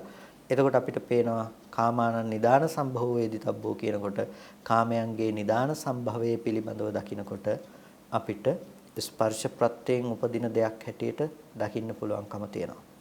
ඒ කියන්නේ මේක ලෝකේ සත්පුද්දල බව දුරු කරන දැක්මකට මඟ පාදනවා අපිට. ඊට පස්සේ අපිට හම්බෙනවා කාමානං වේමත්තතා. කාමයන්ගේ පවතින වේමත්තතාවය මොකක්ද කියන එක. කාමානං වේමත්තතාවේදී තබ්බා කියලා කියනවා. කාමයන්ගේ තියෙන වේමත්තතාවය කියලා කියන්නේ වෙනස් වෙන ස්වභාවය. එතකොට අඤ්ඤෝ රූපේසු කාමෝ රූපයන් පිළිබඳව පවත්වන කාමයේ, ශබ්ද ගන්ධ රස ස්පර්ශ පිළිබඳව පවත්වන කාමයේ වෙන වෙනම පවතින්නේ. රූපේ පිළිබඳව පවතින කාමයේ නෙමෙයි, ශබ්දේ පිළිබඳව පවතින්නේ. ශබ්දේ පිළිබඳව පවතින කාමයේ නෙමෙයි අපිට ගන්ධයේ පිළිබඳව පවතින්නේ. ගන්ධයේ පිළිබඳව පවතින කාමයේ නෙමෙයි රසය පිළිබඳව පවතින්නේ. දැන් මේකත් අපිට නිකන් සරල කතාවක් වගේ තේරෙන්න පුළුවන්. හැබැයි මෙතනදිත් දේශනා කරන්න පින්නතුනේ මේ ආයතන ධර්මයන්ගේ ලක්ෂණ ටිකනේ වෙන්වෙන්ව අපිට තේරුම් ගන්නට දකින්නට අවශ්‍ය. දැන් රූපයන් පිළිබඳව අපි කැමැත්ත උපදව ගන්නෙ කොහොමද? ඒක වෙනම දෙයක්. ශබ්දයේ පිළිබඳව අපි කැමැත්ත උපදව ගන්නෙ කොහොමද? කාමයේ උපදව ගන්න එක වෙනමම දෙයක්. මේ දෙක එකක් නෙමෙයි. ඒ වගේම අපිට ගන්ධයේ පිළිබඳව තියෙන වෙනම එකක්. ඒක එකක් නෙමෙයි. එතකොට ඔබට බත් පිඟානක් කන්න හම්බෙනකොට ඔබ ඒ ගන්ධය කියන දේ පිඟානට අයිති දෙයක් හැටියට කල්පනා කරන්න. පේන දේ ඇතුලේ තියෙන දෙයක් හැටියට කල්පනා කරන්න. ඔබ කාමයන්හි තියෙන වේමත්තතාවය හඳුනගෙන තියෙනවා. ස්පර්ශ ප්‍රත්‍යයෙන් තමයි හටගන්නේ. හැබැයි ස්පර්ශ ප්‍රත්‍යයෙන් හටගත්ත දේ එතන වේමත්තතාවයක් තියෙනවා. අපි වේමත්තතාවයේ දකින්නේ නැති නිසා ඔබට ලෝකේ දකින්න පුළුවන් අය, අල්ලන්න පුළුවන් අය, හිතන්න පුළුවන් අය හම්බ වෙනවා. එතකොට ඒ දේවල් ඇසුරු කරගෙන ඔබ නිමිති ගොඩක් ගොඩ ගහගෙන තියෙනවා. සත්පුද්දල ප්‍රඥප්තිය ඔබ කිසිම උපද්‍රවයක් නැතුව ඒ විදිහටම පවත්වගෙන ගිහිල්ලා තියෙනවා. එතන යථාර්ථ අවබෝධයක් නොදක. ඒ කියන්නේ ප්‍රඥප්තිය ඉක්මවා යන මනසක් නොමැතිව ඒ මත පමණක් ගනුදෙනු කරගෙන ගිහිල්ලා තියෙනවා. ඒ නිසා තමයි අපි මේ කාමයන්ගේ තියෙන වේමත්තතාවයේ දත යුතුයි කියලා කියන්නේ. කාමයන්ගේ තියෙන වේමත්තතාවය දැනගන්නකොට අපිට පේනවා රූපය කියන දේ තියෙන ඇත්ත මොකද්ද? ඒක වෙනස් එකක්. ශබ්දය පිළිබඳව තියෙන එක වෙනම එකක්. ගන්ධය පිළිබඳව තියෙන එක වෙනම එකක්. මේ ටික එකතු කරලා එකක් හදාගෙන විඳිනකම අපින් අයින් වෙනවා. මොකක් දකින්නකොටද? කාමයන්ගේ තියෙන වේමත්තතාවය පිළිබඳව අපි තේරුම් ගන්නකොට. ඊට පස්සේ කාමානං විපාකෝ වේදිතබ්බු. කාමයන්ගේ තියෙන විපාකයේ පිළිබඳව දත යුතුයි. කාමයන්ගේ තියෙන විපාකය මොකද්ද? දැන් කාමේමානෝ තජ්ජං අත්තභාවං අබිනිබ්බත්තේති. පුඤ්ඤ භාගියං වා අපුඤ්ඤ භාගියං වා. කාමය ඇති කරගත්ත කෙනාට තජ්ජං අත්තභාවං අබිනිබ්බත්තේති. ඒ තන ආත්ම භාවය ඇති කරලා දෙනවා. පුඤ්ඤ භාගියං වා අපුඤ්ඤ භාගියං වා. පුඤ්ඤ භාගීය හෝ අපුඤ්ඤ භාගීය හෝ. කාමයේ කියන දේ ඇති වෙන්නේ යම් තැනකටද එතනට ඒ තන ආත්ම භාවය හදලා දෙනවා.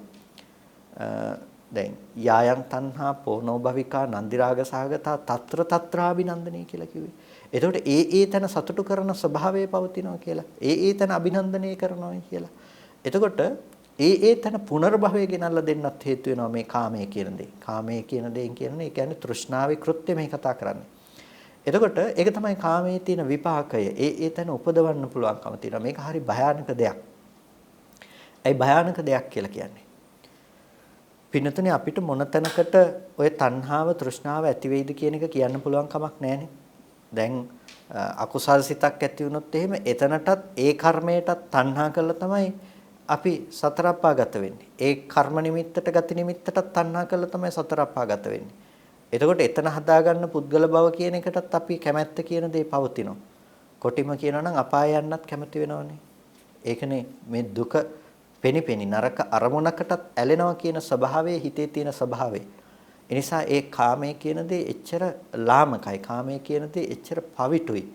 අකුසලයක් ඇති වෙනකොටත් අකුසල සිතකටත් කැමැත්ත කියන දේ උපදිනවා. ඒ හේතු කරගෙන ප්‍රතිසන්දි වශයෙන් යන්නේ මහා දුර්ගතියකට. මහා දුක් ඇති තැනකට ඇතැම් විට ගති නිමිති විදිහටත් මහා දුකක් අරමුණු වෙනවා. දුකක් පේනවා කෙනෙකුට. හැබැයි ඒ මට්ටමේදී තණ්හාව කියන දේ පවතිනවා. ඒ නිසා තජ්ජං අත්තභාවං අබිනිබ්බත්තේති පුඤ්ඤ භාගියං වා පුඤ්ඤ භාගියං වා. ඒක පින් වෙන්නට පුළුවන්, පුඤ්ඤ භාගීය දෙයක් වෙන්නට පුළුවන්, අපුඤ්ඤ භාගීය වෙන්නටත් පුළුවන්. ඒ කියන්නේ අකුසල් නිස්ෘත දෙයක් වෙන්නත් පුළුවන්, කුසල නිස්ෘත වෙන්නත් පුළුවන්. ඒ තැනට අරගෙන ගිහිල්ලා දානවා. ඉතින් කෙනෙකුගේ ජීවිතයේ පින්නතුනේ අපි අරගෙන බැලුවොත් වැඩිපුර ඇති වෙන්නේ කුසල්ද අකුසල්ද කියලා. කෙනෙකුගේ ජීවිතේ පුරාවට වැඩිපුරම ඇති වෙන්නේ අකුසල ධර්මයන් අකුසල සිතුවිලි. එතකොට හිතන්නකො වැඩිපුර එන්න පුළුවන් මොන විදිහේ තැනක්ද කියන එක. ඒක තමයි කාමයේ තියෙන ආදීනවේ. ඒක තමයි කාමයේ තියෙන භයානකකම කියලා කියන්නේ. ඒ තැනට අපිට ප්‍රතිසන්දි වශයෙන් අරගෙන යන්නට පුළුවන්කම තියෙනවා. ඒ නිසා කාම නිරෝධය අපි දත යුතුයි. කාම නිරෝධය දත යුතුයි. මෙච්චර ආදීනවයක් තියෙනවා, මේකේ මෙච්චර භයානකකමක් තියෙනවා. මෙතන මේ කාමයන්ගේ විපාකයේ කියන දේ මෙච්චර දුක් ඇති තැනකටපත් කරන්න පුළුවන්කම තියෙනවා. අපිට අද දවසේදී මේ ජීවිතයේදී දුක කියන දේ ගෙනල්ලා දීලා තියෙනවා. සම්ප්‍රායිකවත් දුක කියන දේ උරුම කරනවා. එබඳු දුකකින් නිදහස් වෙන්නට අවශ්‍ය නම් ඔබ කාමයේ නිරුද්ධ කළ යුතුයි. කාමයේ නිරුද්ධ කරන්නට අවශ්‍ය නම් නිකම්ම පුළුවන් කමක් නැත්තේ නෑ. කාමයේ නිරුද්ධ කරන්නට නම් ඔබට අවශ්‍ය වෙනවා කාමානං නිදාන සම්භවෝ වේදිතබ්බෝ කියලා කියවනේ කාමයන්ගේ නිදාන සම්භවයේ දත යුතුයි කියලා. අන්න ඒ නිදාන සම්භවය දුරු කරන්නට ඔබට සිද්ධ වෙනවා. එනිසා කාමයන්ගේ නිදාන සම්භවය කියනකොට ඒ කාමයන්ගේ නිදාන සම්භවය කියලා ඔබ ඇති කරගත්තේ ස්පර්ශය වන නිසා ස්පර්ශය නිරුද්ධ කළ යුතු වෙනවා. කාමයේ නිරුද්ධ කරන්නට නම් ස්පර්ශය නිරුද්ධ කළ යුතු වෙනවා.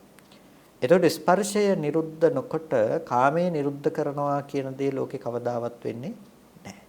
එතකොට ස්පර්ශය නිරුද්ධ කරන්නට අවශ්‍ය ප්‍රතිපදාව පිළිබඳව දේශනා කරනවා මොකද්ද කියලා. ඒකට කියනවා කාම නිරෝධගාමිනී ප්‍රතිපදාව කියලා. එතකොට ඒ ප්‍රතිපදාව තමයි ආර්ය අෂ්ටාංගික මාර්ගය. ඉතින් මෙන්න මේ විදිහට අපි අරගෙන බලනකොට අපිට පේනවා බුදුරජාණන් වහන්සේ මේ කාමයේ පිළිබඳව දේශනා කළේ තාමත් ගැඹුරු තැනකට, කියන්නේ සාමාන්‍ය සරල තැන ඉඳලා ජීවිතයේ කෙනෙක් ඇති කරගන්න රාගය, ඇලීම, මේ කැමැත්ත කියන තැන ඉඳලා ඒකෙදි වස්තු කෙලෙස් කාම ආදියට බෙදා දක්වමින් බුදුරජාණන් වහන්සේ මේක පෙන්වලා දීලා අන්තිමේටම අරගෙන යනවා තෘෂ්ණාව කියන දේ, දුකට මුල්ලන උපදින්නට කෙනෙකුට මුල්ලන තැන දක්වාම මේ කාමයේ කියන දේ අරගෙන යනවා. ඒ තරම් ගැඹුරකට විහිදෙන ගැඹුරු පරාසයක බැසගත් දෙයක් තමයි පිනතුනේ කාමය කියලා කියන්නේ. එතකොට ඒ කාමය කියන දේ කෙනෙකුගේ හිතේ පවතින රාගය කියන සංකල්පය, ඒ කියන්නේ පුරුෂයෙක් නම් ස්ත්‍රියක් පිළිබඳව, ස්ත්‍රියක් නම් පුරුෂයෙක් පිළිබඳව වන්නට පුළුවන්.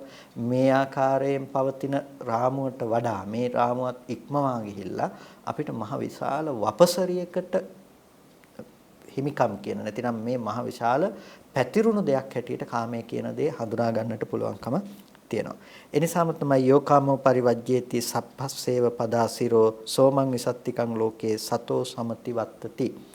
එතකොට යෝකාමේ පරිවජ්ජේති සප්පස්සේව පදාසිරෝ, යම් අර වස්තුකාම කෙලස් කාමයක් ගැන කතා කළා නම් ඒ කාමය කියන දේ ඔහු දුරු කළා දානවා. මොන විදිහටද? සප්පස්සේව පදාසිරෝ, යම් කිසි ජීවත් වෙන්නට කැමති කෙනෙක් විශසහිත සර්පයෙකුගේ හිසකින් කකුල යම්තාක් ඈතට ඉවත් කරගන්නවා නම් අන්න ඒ වගේ සෝමං විසත්තිකං ලෝකේ, මේ තෘෂ්ණා නැමැති විසත්තිකාව සහිත ලෝකේ සතෝ සමති වත්තති, ඔහු සිහියෙන් යුක්තව මේ තෘෂ්ණාව ශ්‍රුතිමත්ව සිහියෙන් ඉක්මවා යනවා කියලා දේශනා කරනවා.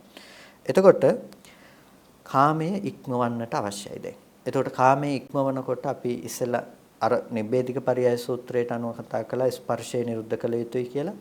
එතකොට ස්පර්ශ නිරුද්ධ කරන මග හැටියට අපි කතා කළා, නැතිනම් කාමයේ නිරුද්ධ කරන මග හැටියට කතා කළා ආර්ය අෂ්ටාංගික මාර්ගය. දැන් මෙතනදිත් කියනවා මේ කාමයේ කියන දේ, මේ විසත්තිකා නැමැති තෘෂ්ණාව අපි දුරු කළ යුතුයි.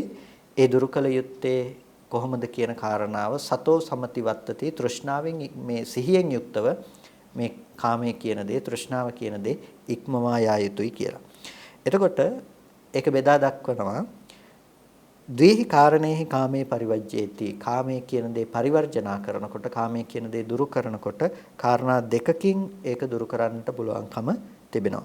වික්කම්බනතෝවා සමුච්ඡේදතෝවා, විස්කම්බන වශයෙන් සහ සමුච්ඡේද වශයෙන් කාමයේ දුරු කරන්නට පුළුවන්කම තියෙනවා. විස්කම්බන වශයෙන් දුරු කරන්නට පුළුවන්කම තියෙනවා, සමුච්ඡේද වශයෙන් දුරු කරන්නට තියෙනවා. විස්කම්බන වශයෙන් කියලා කියන්නේ తాවකාලික ප්‍රහාණයක් විදිහට මේක කාමයන් ඉවත් කරලා දාලා කාමයන් නැති කරලා දාන්නට පුළුවන්කම තියෙනවා. හැබැයි මේක తాවකාලිකයි, හරියට හුලම් පොරෝපු බැලුම් බෝලයක් වතුර යට බාගෙන ඉන්නා වගේ දෙයක්. මේක යම් වෙලාවක මතු වෙන්න පුළුවන්කම තිබෙනවා. එතකොට විස්කම්බන ප්‍රහාණය කියලා කියනවා ඒ తాවකාලිකව ඇති කරගත්ත ප්‍රහාණය. සමුච්ඡේදය කියලා කියන්නේ සියල්ලම සිඳ දැමීම වශයෙන් ඇති කරගත්ත ප්‍රහාණයකට. ඒ කියන්නේ ඒකෙන් අපි සියල්ලම නැති කරලා දානවා. ඒ කියන්නේ ආය හටගන්න හේතුවක්වත් තියන්නේ නැති මට්ටමට. කෙනෙක් දකින්න අට්ටිකංකලූපමා කාමා, මේ කාමය හරියට ඇටසැකිල්ලක් බඳු උපමා ඇති දේවල්. එතකොට මෙන්න මේ විදිහට කාමයේ කියන දේ ඇටසැකිල්ලක් වගේ අල්පාශ්වාදයේ තියෙන දෙයක්. ඇටසැකිල්ලක් කියනකොට මේ ඇට කැබැල්ලක් කියනකොට ඒකේ ගත යුත්තක් ඇත්තේ නැහැ. ඒක සාරාපගත දෙයක්. ඒ වගේම තමයි ඒක තමා බල්ලෙක් වගේ සතෙක් ඇට කෑල්ලක් අරගෙන ගිහිල්ලා ඒ ඔහු රස විඳින්නට උත්සාහවත් වෙනකොට ඔහුගේම මුඛයේ තියෙන තුවාල වීම නිසා ඔහුට ලේ රසය දැනෙනවා වගේ තමයි කාමයේ කියන එක. ඒ නිසා කාමයේ හරියට මේ ඇට කැබැල්ලක් වගේම තමයි. මොකද දැන් බල්ලෙක් වගේ සතෙකුට ඒ ඇටකොට්ටේ අමුතු සැපයක් නොතිබුණාට තමාගෙම තියෙන ලේ ටික එකතු වෙනකොට ඔහුට ඒකේ රහක් දකින්නට පුළුවන්කම තිබෙනවා. අන්න ඒ වගේ තමයි කාමයේ ස්වභාවය. මොකද කාමයේ කියන එකත් අර වස්තුව අපි කිව්වා වස්තුව කාමයේ නෙමෙයි කියලා. වස්තුව පිළිබඳව කාමයේ ඇති කරගන්නවා කියලා. කියන්නේ කාම ගුණය පිළිබඳව කාමයේ පවත්වනවා කියලා. ඇටකොට්ට වගේ දකින්නකො කාම ගුණ ටික. එතකොට ඒ කාම ගුණ ටික පිළිබඳව කෙනකෙනා ඇති කරගන්නව සංකල්පමය වශයෙන් හදාගත්ත දේවල්. ඒ නිසා කාම ගුණයත් වැරදි, කාමයක් වැරදි තමයි. මොකද කාම ගුණය නිසා තමයි කාමයේ කියලා දේ පවතින්නේ. කාම ගුණ ටික විතරක් තියෙනකොට කාමයේ විතරක් අයින් කරලා සමුච්ඡේද ප්‍රහාණයකට ලක් කරනවා කියන දේ වෙන්නේ නැහැ. කියන්නේ ලෝකේ රූප, ශබ්ද, ගන්ධ, රස, ස්පර්ශ කියලා ඇලෙන්න පුළුවන් දේවල් ලෝකේ තියෙනකොට ඔබ නොඇලී ඉන්නවා කියන දේ වෙන්නේ නැහැ. ඒ දේවල් ඇසුරු කරන්න පුළුවන්කම ඔබට නැති වෙලා යන්නේ නැහැ.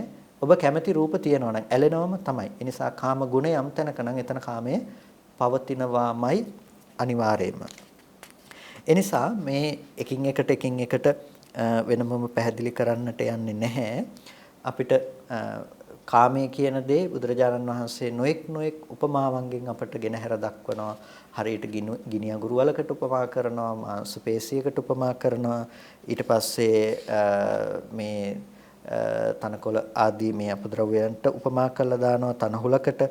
එතකොට මේ විදිහට බුදුරජාණන් වහන්සේ කාමයේ නොඑක් ආකාරයන්ගෙන් උපමා ගෙනහැර දක්වමින් පැහැදිලි කරපු අවස්ථා අපිට දකින්නට පුළුවන්කම තිබෙනවා.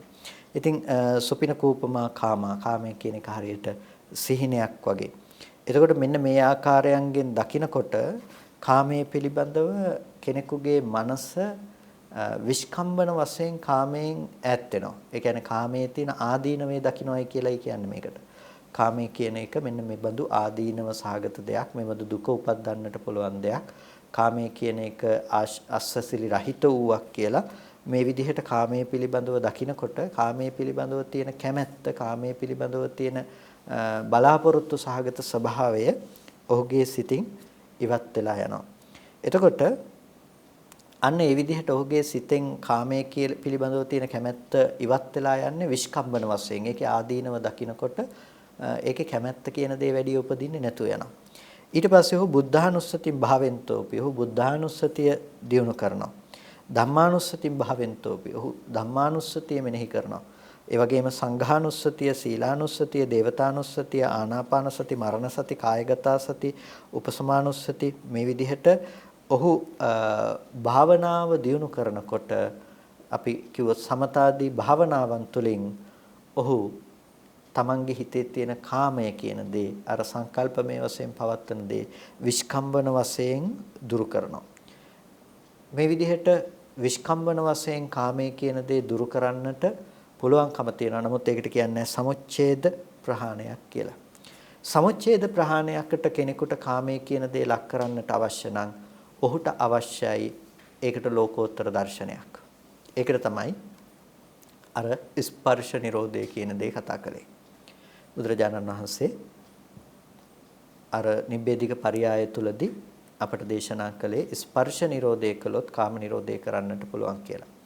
ඒ වගේම අපිට මේ කාම නිරෝධය පිළිබඳව දකින්නට පුළුවන් බොහොම වැදගත්ම සූත්‍රයක් තමයි කාම ගුණ සූත්‍රය. කාම ගුණ සූත්‍රය තුලදීත් බුදුරජාණන් වහන්සේ දේශනා කරන්නේ යම්කිසි තැනක ඒ කියන්නේ යම්කිසි අවස්ථාවක ඇස නැත්තම් රූපේ නැත්තම් ඒ කියන්නේ රූප සංකල්පනාව නැතිනම් අන්න එබඳු තැනක මේ කාමයේ කියන දේ නැතිනම් මේ ලෝකේ ඒ ආයතනයේ දත යුතුයි කියන එක තමයි කාම නිරෝධය හැටියට පෙන්වන්නේ. ඒ කියන්නේ කාම ගුණ සූත්‍රයේදී බුදුරජාණන් වහන්සේ පෙන්නනවා අනබි සම්බුද්ධ කාලයේදී බෝධිසත්ත්ව කාලයේදී අතීත වූ කාමයන් පිළිබඳව බෝධිසත්වයන් වහන්සේගේ හිත නිතරම දිව්වා. අතීත වූ කාමයන් පිළිබඳව හිත නිතරම ගමන් කරා. ඊට පස්සේ වර්තමාන වූ කාමයන් පිළිබඳවත් හිත බහුල වශයෙන්ම යන්න පටන් ගත්තා. අල්ප වශයෙන්ුත් අනාගත කාමයන් පිළිබඳව හිත ගියා. ඉතින් එහෙම ගියාට පස්සේ බෝධිසත්වයන් වහන්සේ හිත මෙහෙය වූ ආකාරය පිළිබඳව අපිට කාම ගුණ සූත්‍රයේදී දේශනා කරනවා. එතකොට එහිදී බුදුරජාණන් වහන්සේ තවදුරටත් අපිට පැහැදිලි කරනවා කොහොමද මහණෙනි ඔබලටත් අතීත වූ කාමයන් පිළිබඳව ඔබේ හිත පවතින්නට පුළුවන්. ඒ වගේම වර්තමාන වූ කාමයන් පිළිබඳව බහුල වශයෙන් හිත ඇසුරු කරන්නට පුළුවන්කම තියෙනවා. මේකනේ හිතේ ස්වභාවය ඔබ විඳලා තියෙන, කලින් ඇසුරු කරලා තියෙන ඒ දේවල් පිළිබඳව තමයි ඔබට නැවත නැවත කල්පනා කරන්නේ, නැවත නැවත හිතන්නේ, නැවත නැවත තලුමරන්නේ ඒ දේවල් පිළිබඳව. ඒ පිළිබඳව වර්තමානයේ තුල ඔබට විඳින්න පුළුවන් ඇති පසුබිම පිළිබඳව ඔබ කල්පනා කරනවා. ඒ වගේම යම් මට්ටමකින් අනාගතය පිළිබඳව කල්පනා කරනවා. අන්න ඒ නිසා බඳු මානසික මට්ටමක ඉන්න කෙනෙකුට යම් තැනක ඇස ඇසුරු වෙන්නේ නැත්නම් යම් තැනක රූප සංඥාව ඇසුරු වෙන්නේ නැත්නම් අන්න ඒ බඳු වූ ආයතනයේ දත යුතුයි කියලා බුදුරජාණන් වහන්සේ දේශනා කරනවා. ඒ කියන්නේ කාමය නූපදින මට්ටමකටපත් කරන්නට නම් යම් තැනක ඇස ඇසුරු නොවෙනවා නම් රූප සංඥාව ඇසුරු නොවෙනවා නම් චක්කු ඒ ඇස සහ ඒ ඇසෙන් ගත්ත රූප සංඥාදී ඇසුරු නොවන ආයතනයේ දත යුතුයි කියලා. එතකොට මේක විග්‍රහ කොට දක්වන ආනන්ද තෙරුන් වහන්සේ සලායතන නිරෝධය සඳහා තමයි භාග්‍යතුන් වහන්සේ මේ දේශනා කළේ කියලා. අන්න ඒක තමයි අපිට ස්පර්ශ නිරෝධයේ විදිහට අපිට දැක්වෙන්නේ. ස්පර්ශ ආයතන ටික නිරුද්ධ කිරීම. එතකොට සලායතන නිරෝධය ඒ සලායතන නිරෝධය කියනකොට ඇස නැතිවීම. එතකොට ගත්ත රූප සංඥාව කියන දෙයින් එහාට දෙයක් නැතිවීම කියන කාරණාව. ඒක ඊටාම ගැඹුරු කාරණාවක්. ඇහි නැතිකම කියලා කියන්නේ මේ තියෙන ඇහැ නැති වෙනවා කියන එක එහෙම නෙමෙයි. රූපේ නැති වෙනවා කියලා කියන්නේ මේ තියෙන දේවල් නැති වෙනවා කියන එක එහෙම නෙමෙයි. ඒක සිද්ධ වෙන්නේ යම්කිසි දර්ශනයක් නිසා. ඒ තමයි සමුච්ඡේද ප්‍රහාණය සෝතා මග්ගම් භාවෙන්තෝපි අපායගාමිනී කාමේ සමුච්ඡේදුතෝ පරිවජ්ජේති. සෝතාපට්ටි මාර්ගයේ වඩන කෙනාට අපායගාමී වූ කාමයේ සමුච්ඡේද වශයෙන් ප්‍රහාණයකට ලක් වෙනවා කියලා ඒ නිසා තමයි දේශනා කළේ. එතකොට දැන් ඒක ලෝකෝත්තර මාර්ගයකින් සිද්ධ වෙන්නේ. එතන තියෙනවා සම්මා දිට්ඨිය. යහපත් දැකීමක් තියෙනවා. ඒ ලෝකෝත්තර සම්මා දිට්ඨියෙන් ඇසුරු කරන්නේ අර ඇස ඇසුරු නොවන මට්ටමක්. ඒ කියන්නේ ලෝකෝත්තර සම්මා දිට්ඨියට අයිති වෙන්නේ ඇස ඇසුරු නොවන දෙයක්.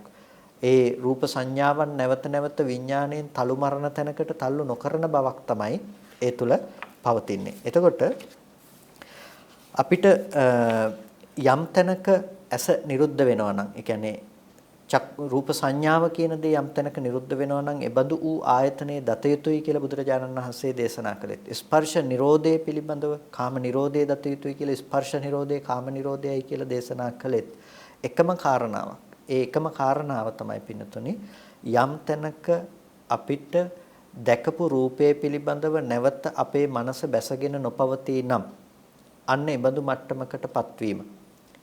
දැකපු රූප සංඥාවන් පිළිබඳව හිත නැවත නැවත ඇසුරු කරන තත්වයකටපත් වෙන්නේ නැත්නම් අන්න ඒ බඳු තත්වයකට අපි මනස ගැනීම තමයි අපි කල යුතු බවටපත් වෙන්නේ. ඒ නිසා තමයි ඒකට මගක් හැටියට බුදුරජාණන් වහන්සේ නැවත නැවත ඇස අනිත්‍යයි, රූපය අනිත්‍යයි, චක්කු විඥානය අනිත්‍යයි කියලා මේ ධර්මයන්ගේ අනිත්‍යතාවය අපට නැවත නැවත පෙන්වුවේ. මේ ධර්මයන්ගේ අනිත්‍යතාවය පෙන්වා දීම තුළ තමයි ඒ දේවල් වලට නැවත බැස ගන්නට පුළුවන් කමක් නැති බවක් ගොඩ නැගුවේ. ඒ කියන්නේ හරියට පිහිටා සිටින්නට තැනක් ප්‍රතිෂ්ඨාවක් නැති කළා. යම් කිසි විදිහකින් නැගෙනහිරින් ඉර පායනකොට අපිට නැගෙනහිර බිත්ති කවුළුවෙන් වැටෙන ආලෝකයේ බස්නාහිර බිත්තියට වැටෙනවා බලන්න පුළුවන්කම තියෙනවා. බස්නාහිර පැත්තේ බිත්තියක් නැතිනම් බිමට පතිත වෙනවා දකින්න පුළුවන්. බිමක් නැත්තම් පතිත වීමේ ස්ථානයක් නොමැතිව ඒ දේ නැති වෙලා යනවා. අපිට දකින්න පුළුවන් කමක් ඇත්තේ නැති වෙනවා. අන්න ඒ වගේ මේක පිහිටා සිටින්නට තැනක් නැති වෙනවා. කාමය කියන දේම නැති කරන්න නෙමෙයි බුදුරජාණන් වහන්සේ දේශනා කළේ. යම්කිසි වැරදි දැකීමක් නිසා නම් කාමය කියන දේ ඇති කරගත්තේ. අන්න ඒ දේ නැති කරනවා. ඒ කියන්නේ ඔබට කාම ගුණ නැති වෙනවා. ඒකයි යත්ත චක්කුං නිරුජ්ජති. රූප සංඥා නිරුජ්ජති. සේ ආයතනේ වේදිතබ්බා.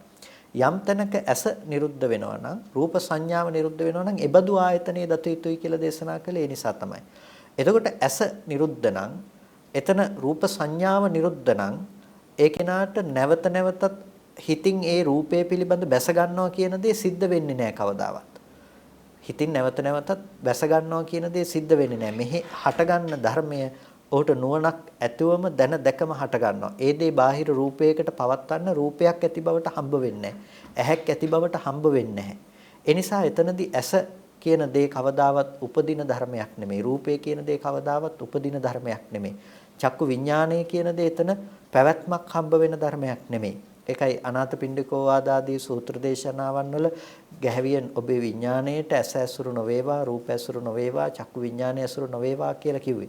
එතකොට එතනදී ඇස ඇසුරු නොවෙනවා නම්, රූප ඇසුරු නොවෙනවා නම්, චක්කු විඥානය ඇසුරු නොවෙනවා නම් අන්න ඒ බඳු තැනකට තමයි පත්විය යුත්තේ. ඒක තමයි කාම නිරෝධය කියලා කියන්නේ.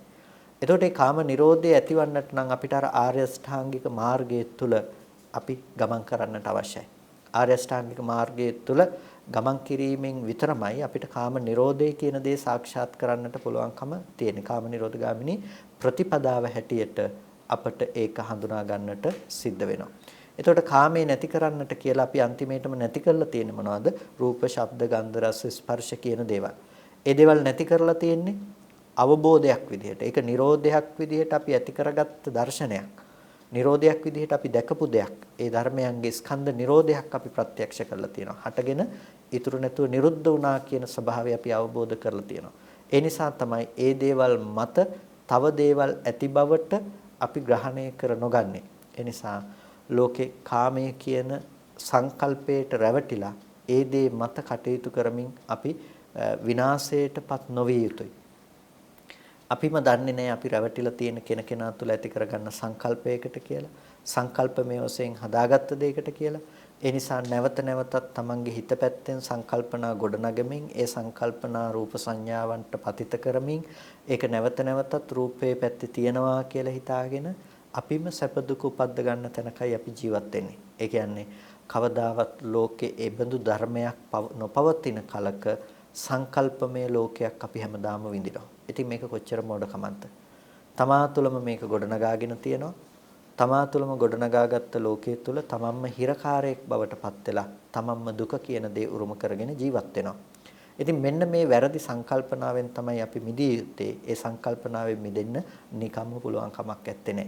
ඒකට අපිට තියෙනවා අනුපූර්ව ශික්ෂාවක්. අනුපූර්ව ගමන් මගක් තියෙනවා. ඒකයි සතෝ සමති වත්තති කියලා කිව්වේ. මේ විසත්තිකා නැමැති තෘෂ්ණාව නැති කරන්නට මේ සිහියෙන් යුක්තව හැසිරෙන්නට ඕනේ. සිහියෙන් කියනකොට මොකක්ද මේ සිහිය? කය පිළිබඳව පවත්වන සිහිය. එතකොට අපේ හිත වේදනාව පිළිබඳව පවත්වන සිහිය, හිත පිළිබඳව පවත්වන සිහිය, ධර්මයන් පිළිබඳව පවත්වන සිහිය. කායානුපස්සනා, වේදනානුපස්සනා, චිත්තානුපස්සනා, ධම්මානුපස්සනා කියලා කියනවා.